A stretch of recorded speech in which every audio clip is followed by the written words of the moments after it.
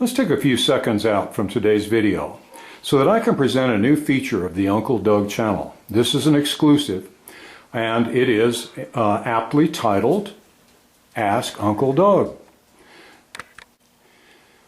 I get all sorts of mail asking me questions about amp repairs and things of that sort. But this particular letter just really touched me, and I thought I'd share it with you.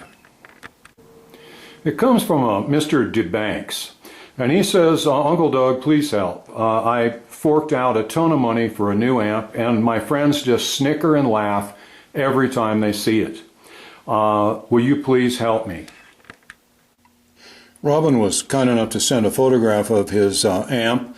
I have it here in my mess on my desk here with a bunch of schematics. And as we can see, it's one of those train wreck amps that we see all the time, like at the Guitar Center and other places. Well, it just so happens that I have Brad Paisley's train wreck amp in here for a bias job, so I'm going to use it to demonstrate to Robin how he can improve the credibility of his amp and stop his friends from snickering whenever they see it. Well, Robin, if I may call you by your first name, this is your problem. This is the top of Brad's amp, and it's probably identical to the top of yours. Problem is, it's completely boring. It looks too nice. It's too good. It has no vintage credibility whatsoever.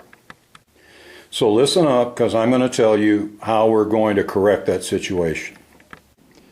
Well, Robin, I normally don't reveal my innermost secrets, but in this case, your situation is so pathetic I can't resist.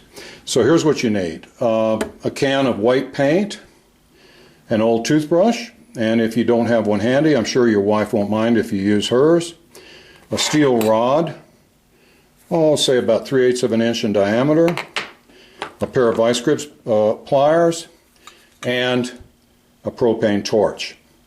Okay, once you've assembled them, I'm going to show you step by step how to turn that amp of yours into a real vintage gem. First, you need a good workspace, and I usually set up like on the kitchen table or in the middle of the living room rug. Set the amp out, open your can of paint, dip in your toothbrush till it's completely submerged in the paint and completely soaked with it, and then we'll go on to the next step. Then, after you've dipped the toothbrush into the white paint, you just flick it onto the surface of the amplifier. Let's see, one more for good measure. Next, you take the blowtorch and heat up the steel rod, just like I'm doing. Then, after you've heated the rod up with a blowtorch, you press it against the wood in a few different places and make some really snazzy looking cigarette burns. This is a lot easier on the lungs than actually smoking the cigarette. There you go. How about those? Now, this is definitely one fine looking amp as far as I'm concerned. No one could question that this one hasn't been around the block. And there you go, Robin, in just a very few easy steps.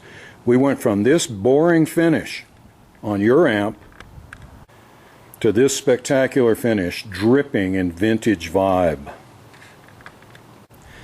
Well, that's about it for today's Ask Uncle Doug feature. Let's get back to the video.